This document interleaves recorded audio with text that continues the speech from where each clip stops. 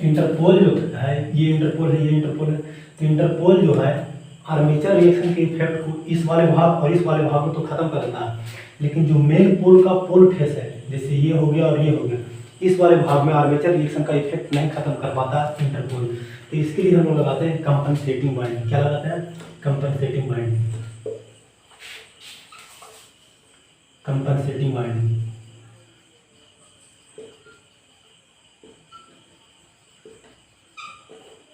देखिए compensating winding क्या होता है। जैसे मान लीजिए कि ये पोल है, एक ही पोल ले रहे हैं, ये नॉर्थ पोल ले रहे हैं इसको। देखिए जो नॉर्थ पोल के इन्फ्लुएंस में कंडक्टर रहता था, नॉर्थ पोल के इन्फ्लुएंस में जो कंडक्टर रहता था उसमें करंट का डायरेक्शन क्या रहता था? नॉर्थ पोल के इन्फ्लुएंस में जो कंडक्टर रहता था उसमें क्रॉस होता था। ये हम लोग कई बार निकाल चुके हैं, यहाँ क्रॉस दे दिए। तो कंपनसेटिंग वाइंडिंग में हम लोग क्या करते हैं, ये जो मेन पोल का पोल फेस है, ये पोल फेस है, इसी में हम लोग बाइंडिंग कर देते हैं, यानी इसी में हम लोग स्लॉट बना करके यहाँ पे स्लॉट बना दिए और इसी में हम लोग कंडक्टर को रख देते हैं, यानी बाइंडिंग कर देते हैं। और करंट का डायरेक्शन इसमें इस तरह से रखते हैं कि इस कंडक्टर के कारण जो फ्लक्स आ रहा है उसको कैंसिल आउट कर सकें। तो देखिए इसमें क्रॉस है, तो इस सभे इसमें जो कंडक्टर रखेंगे, इस सभे में डायरेक्शन, करंट का डायरेक्शन क्या होगा? इसमें डाउट होगा। अब हमको आर्मेचर करंट, यानी आर्मेचर करंट के कारण जो आर्मेचर फ्लक्स आ रहा है उसका इफेक्ट को खत्म करना है। तो इसके कारण जो फ्लक्स जनरेट होगा, वो भी आर्मेचर करंट के प्रोपोर्शनल होना चाहिए।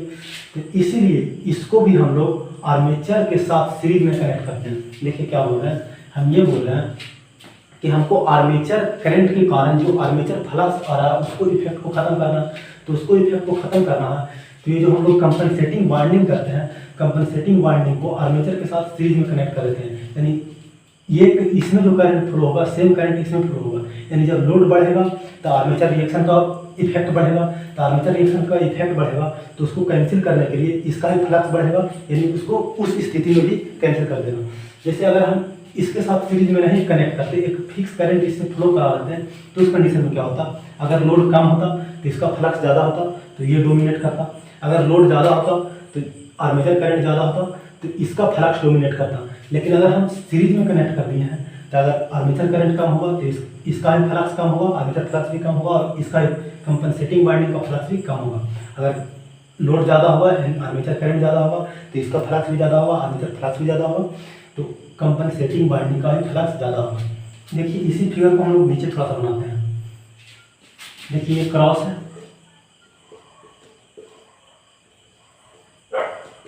ये क्रॉस है, और इसमें जो हम लोग कंपनसेटिंग वाइंडिंग लगा रहे हैं ये डॉट है। तो देखिए इसके कारण जो फील्ड होगा, इस क्रॉस के कारण जो फील्ड होगा, तो करंट कहाँ जा रहा है? अंदर जा रहा है। तो क्रॉस के कारण फील्ड कैसे होगा? क्लॉकवाइज डायरेक्शन होगा, इस तरह से क्लॉकवाइज डायरेक्शन होगा। अब देखिए इसके कारण फील्ड निकालिए, तो करंट बाहर आ रहा है, यानी फील्ड जो होगा एंटी क्लॉकवाइज होगा, यानी इस तरह से होगा आपका एंटी क्लॉकवाइज। तो अब हम लोग ये चीज़ जान रहे हैं कि इसमें करंट और इसमें करंट सेम करंट है। जब सेम करंट है तो फ्लक्स भी सेम होगा, और जब फ्लक्स सेम होगा तो ये एक दूसरे को कैंसिल आउट कर देगा, यानी जो आर्मेचर फ्लक्स के कारण आर्मेचर रिएक्शन हो रहा था, उस आर्मेचर रिएक्शन के इफेक्ट को ये खत्म कर दे रहा है, यानी न्यूट्रलाइज कर दे रहा है। कंपनसेटिंग वाइंडिंग हम लोग किस लिए लगा, यानी इंटरपोल का इफेक्ट मेन पोल के फेस तरफ नहीं हो रहा था, तो मेन पोल फेस तरफ आर्मेचर रिएक्शन को कम करने के लिए हम लोग एक अलग से अरेंजमेंट किए जिसको बोलते हैं कंपनसेटिंग वाइंडिंग। कंपनसेटिंग वाइंडिंग को हम लोग आर्मेचर के साथ सीरीज में कनेक्ट करते हैं। कंपनसेटिंग वाइंडिंग को आर्मेचर के साथ सीरीज में कनेक्ट करते हैं। क्यों सीरीज में कनेक्ट करते हैं? क्योंकि हम लोग को आर्मेचर फ्लक्स को कैंसिल करना है। तो अगर इसमें करंट घटता बढ़ता है तो साथ ही साथ इसमें भी करंट घटना बढ़ना चाहिए और इसके फ्लक्स को न्यूट्रलाइज करना चाहिए, इसलिए इसको हम लोग सीरीज में कनेक्ट करते हैं। अगर इसके साथ सीरीज में ना कनेक्ट करके इसमें कोई कांस्टेंट करंट हम लोग दे देंगे, कंपनसेटिंग वाइंडिंग में, तो उस केस में क्या होगा कि जब करंट कम होगा यानी आर्मेचर करंट कम होगा, लोड कम होगा यानी आर्मेचर करंट कम होगा, तो उस कंडीशन में ये डोमिनेट करेगा, इसका वैल्यू ज़्यादा हो जाएगा। और अगर आर्मेचर करंट ज़्यादा होगा तो उस केस में ये डोमिनेट कर लेगा यानी आर्मेचर फ्लक्स डोमिनेट कर लेगा। तो हम लोग को तो वो चीज़ करना नहीं है, हम लोग को करना है आर्मेचर फ्लक्स को कैंसिल, तो इसलिए हम लोग इसको सीरीज में कनेक्ट करते हैं। हम लोग ये देखे थे अभी तक आर्मेचर रिएक्शन में, हम आपको बताए थे कि आर्मेचर रिएक्शन क्या होता है। तो आर्मेचर फ्लक्स का मेन फ्लक्स पर या फील्ड फ्लक्स पर जो इफेक्ट होता है उसी को आर्मेचर रिएक्शन बोलते हैं। तो आर्मेचर रिएक्शन में हम लोग ये देखे थे कि जैसे ये मेन फ्लक्स था, इस डायरेक्शन में मेन फ्लक्स था फाई, और आर्मेचर फ्लक्स आपका नीचे आ रहा था फाई ए। तो इसके कारण जो रिजल्टेंट फ्लक्स आ रहा था आपका, रिजल्टेंट फ्लक्स जो आपका आ रहा था वो इस डायरेक्शन में आ रहा था। तो इस रिजल्टेंट फ्लक्स के इस डायरेक्शन में आने के कारण हम लोग ये देखे थे कि एक्सिस न्यूट्रल एक्सिस शिफ्ट कर जा रहा था। जनरेटर में रोटेशन के डायरेक्शन में था, हम लोग वही पहले वाला ही सब मान रहे हैं, रोटेशन इस डायरेक्शन में है। तो उस कंडीशन में हम लोग देखे थे कि इस एक्सिस के इस तरफ सब क्रॉस था, सब क्रॉस था, क्रॉस, और इधर सब डॉट था। लेकिन जब एक्सिस शिफ्ट करता है आर्मेचर रिएक्शन के कारण, जब एक्सिस शिफ्ट करता है, मान लेते हैं जैसे आपको पहले से था जी या डी एक्सिस, अब आर्मेचर रिएक्शन के कारण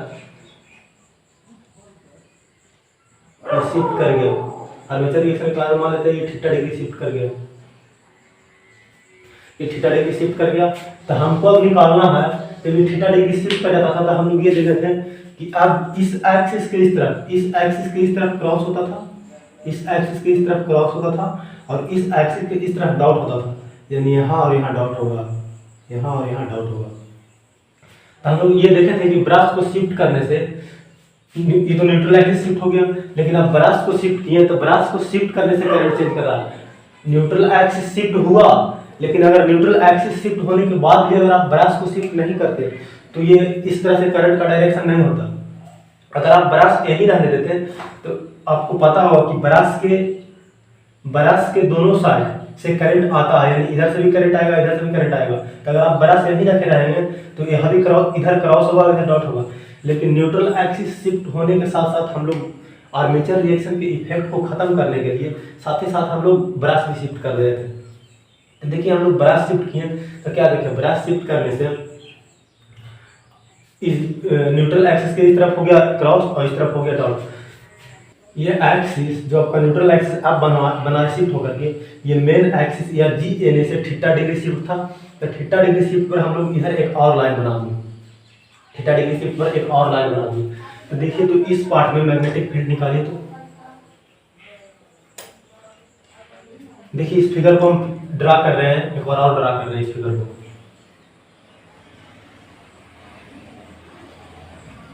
ये आपका यहाँ पे ब्रश था,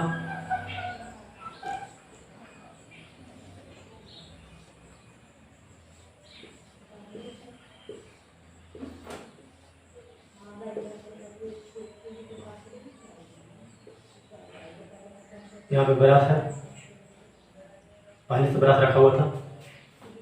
तो आर्मेचर रिएक्शन के कारण कुछ थीटा, ये आपका जी एन है। आर्मेचर रिएक्शन के कारण न्यूट्रल एक्सिस शिफ्ट हुआ कुछ थीटा डिग्री से, ये मान लेते हैं थीटा डिग्री। देखिए थीटा डिग्री से शिफ्ट हुआ तो थीटा डिग्री इधर से भी हम एंगल बना लेते हैं, इधर भी हम थीटा डिग्री एंगल बना रहे हैं। तो ये भी थीटा हो गया, ये थीटा तो दोनों मिलकर 2 थीटा, तो नीचे भी 2 थीटा हो जाएगा। तो देखिए यहाँ तक तो क्रॉस हो गया, क्रॉस क्रॉस, यहाँ से डॉट हो गया।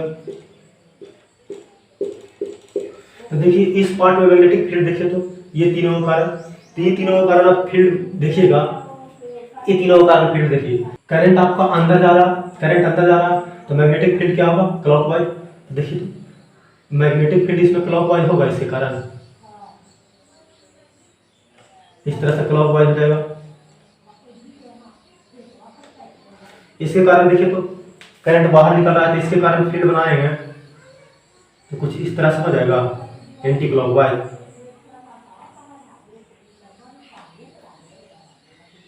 तो देखिए तो इस फील्ड के कारण यहाँ पे थीटा को मिटा देते हैं फिलहाल के लिए।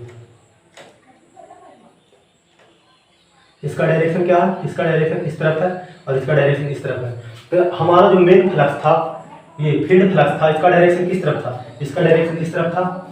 और ये देखिए इस तीनों कंडक्टर के कारण, ये तीनों कंडक्टर के कारण और इधर ये तीनों कंडक्टर के कारण, इसके कारण जो फील्ड आ रहा है, आर्मेचर फ्लक्स आ रहा है, उसका डायरेक्शन क्या, उसका डायरेक्शन इस तरफ है, इस तरफ। तो देखिए तो इसको बोल सकते हैं कि ये जो फ्लक्स है ये डीमैग्नेटाइजिंग फ्लक्स है। इसका नेचर क्या है, डीमैग्नेटाइजिंग। साथ ही साथ इसका भी डायरेक्शन इसी डायरेक्शन में है, तो इसका भी नेचर डीमैग्नेटाइजिंग का। अगर इस कंडक्टर के लिए देखेंगे, इस कंडक्टर के लिए जो इतना पार्ट है, अगर इसके लिए देखेंगे फील्ड, तो इसके लिए फील्ड क्या हो जाएगा, करंट आपको बाहर निकल रहा है यानी नीचे की ओर आएगा, करंट बाहर निकल रहा है यानी नीचे की ओर आएगा, नीचे की ओर आएगा तो फील्ड का डायरेक्शन यानी आर्मेचर फ्लक्स का, इस पार्ट में आर्मेचर फ्लक्स का डायरेक्शन किधर होगा, नीचे की ओर। इसी तरह से इसके लिए देखें, देखिए इस तरह से फील्ड होगा, इस तरह से फील्ड होगा यानी क्लॉकवाइज, क्लॉकवाइज होगा।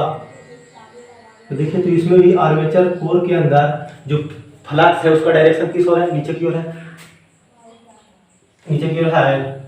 इस इतना पार्ट का और इस इतना पार्ट का दोनों का नीचे की ओर है। तो जब मेन फ्लक्स से 90 डिग्री पर फ्लक्स होता था आर्मेचर फ्लक्स, तो उसको क्या बोलते थे, क्रॉस मैग्नेटाइजिंग। और मेन फ्लक्स से एंटी पैरेलल या 180 डिग्री या अपोजिट में होता था तो उसको क्या बोलते थे, डीमैग्नेटाइजिंग। तो जो इतना पार्ट है वो डीमैग्नेटाइज कर रहा है और जो इतना और इतना पार्ट है वो क्रॉस मैग्नेटाइज कर रहा है। ये पार्ट और ये पार्ट डीमैग्नेटाइज कर रहा है और ये पार्ट मैग्नेटाइज कर रहा है। तो हम बोल सकते हैं कि टोटल 360 में से हमारा एक थीटा, दो थीटा और दो थीटा इधर, चार थीटा और 360 इतना जो पार्ट है यानी पूरा है 360 में से 4 थीटा जो पार्ट है वो डीमैग्नेटाइजिंग का है। कितना, किसका है, डीमैग्नेटाइजिंग का। ये और ये डीमैग्नेटाइजिंग वाला पार्ट है और बाकी जो कंडक्टर रखा हुआ है बाकी पार्ट में वो कैसा है, क्रॉस मैग्नेटाइजिंग वाला। जब हम डीमैग्नेटाइजिंग और क्रॉस मैग्नेटाइजिंग फ्लक्स निकालने के लिए हम लोग एमएमएफ निकालते हैं। आपको पता होगा फ्लक्स फाई इक्वल टू होता है एमएमएफ बाई रिलक्टेंस। तो फ्लक्स एमएमएफ के साथ रिलक्टेंस पे भी निर्भर करता है। तो हम लोग यहाँ फ्लक्स ना निकाल करके एमएमएफ निकालते हैं। आर्मेचर फ्लक्स का एमएमएफ निकालते हैं कि आर्मेचर एमएमएफ का कितना पार्ट हमारा डीमैग्नेटाइजिंग है और कितना पार्ट क्रॉस मैग्नेटाइजिंग है। तो देखिए एमएमएफ टोटल आर्मेचर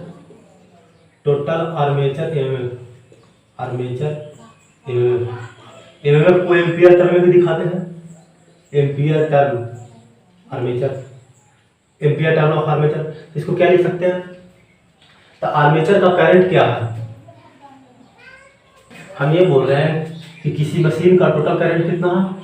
एक पर्टिकुलर मशीन ले रहे हैं जिसमें फ्लो होने वाला करंट आई है और उसमें P number of parallel path है, A number of parallel path है। पैरेलल पाथ को हम लोग ऐसे दिखाते हैं, A number of parallel path है।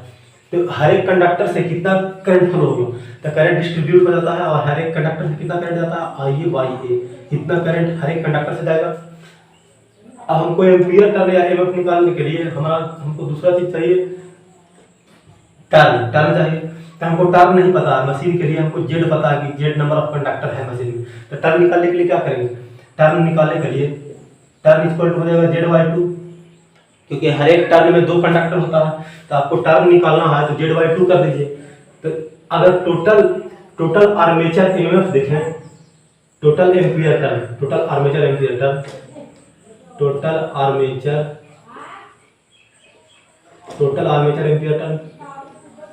आर्मेचर एम्पियर टर्न निकालना चाहे तो क्या लिख सकते हैं, टर्न कितना हो गया, Z/2 into IA/A।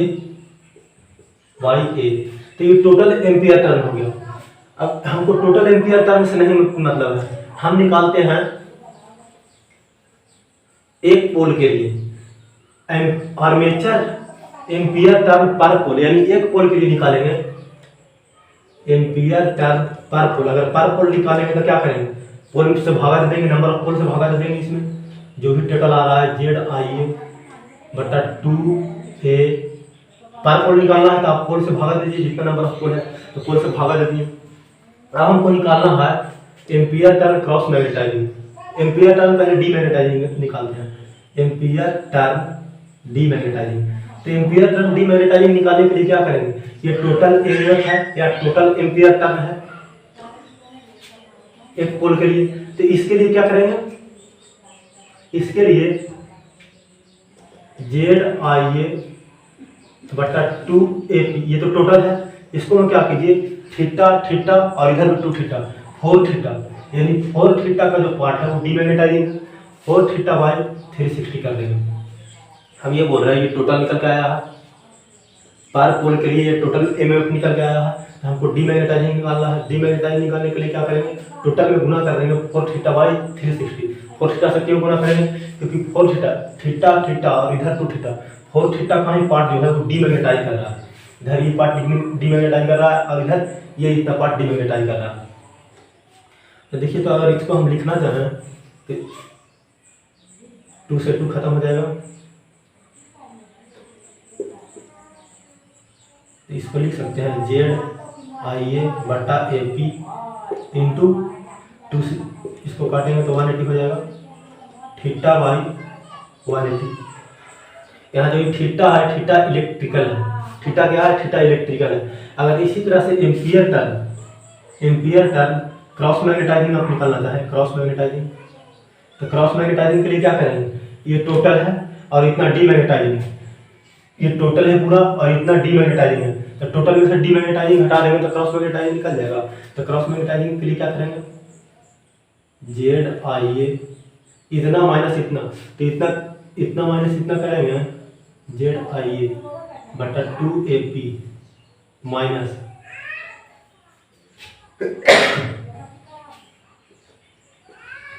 ZIA/AP into theta theta electrical by 180 degree. अब देखिए इसको से हम कॉमन लेंगे, ZIA/AP कॉमन लेंगे तो इधर क्या बच जाएगा, इधर बच जाएगा हाफ, इतना कॉमन लेंगे इसमें से भी और इसमें से भी, तो इसमें से कॉमन लेंगे तो इसमें बच जाएगा आपका हाफ, इसमें आपको बच जाएगा हाफ माइनस इधर बच जाएगा थीटा इलेक्ट्रिकल बाई 180 डिग्री। अगर इसी चीज को थीटा मैकेनिकल के टर्म में निकालना चाहें तो थीटा मैकेनिकल के टर्म में भी निकाल सकते हैं।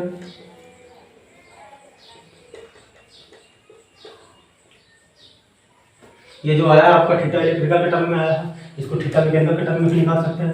तो हम लोग क्या जानते हैं, theta electrical is equal to theta mechanical into P/2। तो थीटा मैकेनिकल में निकालना है तो theta mechanical is equal to हो जाएगा थीटा इलेक्ट्रिकल बटा P/2। तो अगर ये निकालेंगे ampere turn demagnetising, ampere turn demagnetising, तो ampere turn demagnetising equal to कितना आया, ZIA/AP into theta electrical by 180 degree. तो हमको थीटा मैकेनिकल के टर्म में निकालना है, तो थीटा इलेक्ट्रिकल के जगह पर इसको पुट करेंगे, थीटा इलेक्ट्रिकल की जगह पर इसको पुट करेंगे।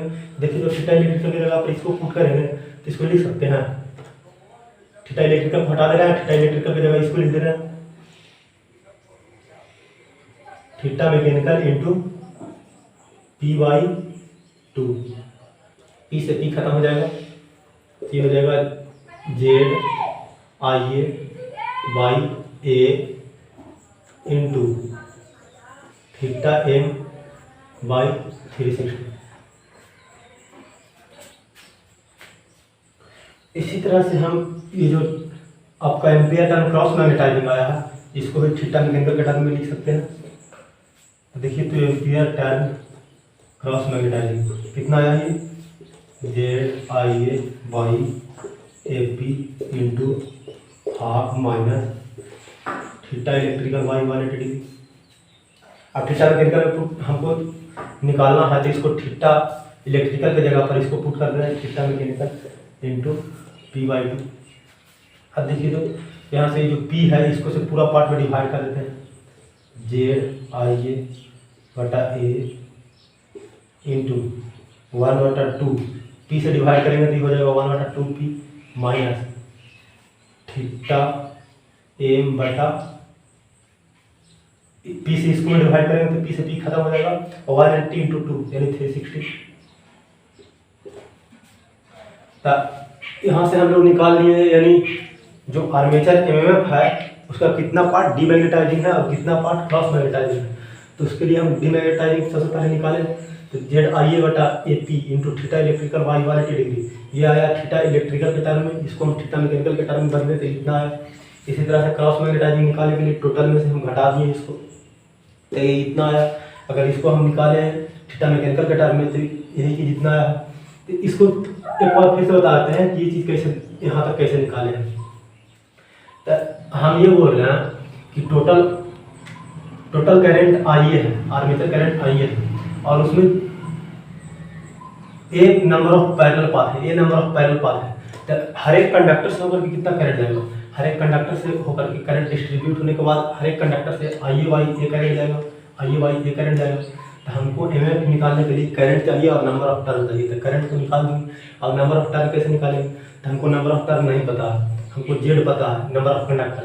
तो हम लोग को पता है कि नंबर ऑफ टर्न जो होता है कंडक्टर के आधा होता है, तो जेड बाई 2 हो गया, ये नंबर ऑफ टर्न हो गया और ये करंट हो गया, तो एम्पियर टर्न हो गया, MF equal to A.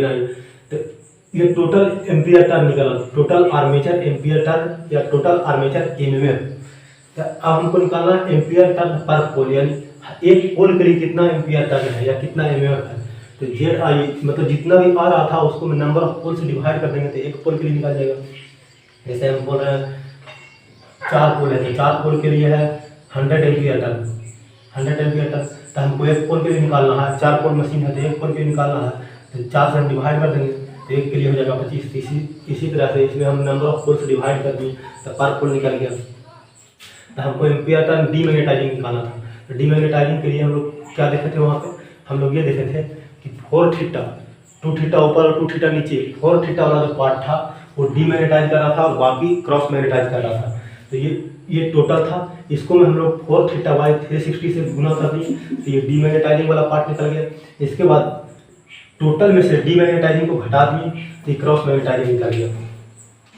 Total यही ना था जेड आई ए बटा 2p और क्रॉस मैग्नेटाइजिंग आपका ये था, cross magnetizing minus cross magnetizing आपका था जेड आई ए बटा A P into theta electrical Y 180 degree. तो यहाँ से हम जेड आई ए बटा ए पी कॉमन लिए थे, Z I A by A P, Z I A by A P common लिए थे तो इसको में बच गया था हाफ माइनस इसको में बच गया था theta electrical Y 180 degree. I hope अभी तक जो बताया आप लोग को समझ में आया होगा, बाकी देखेंगे नेक्स्ट लेक्चर में।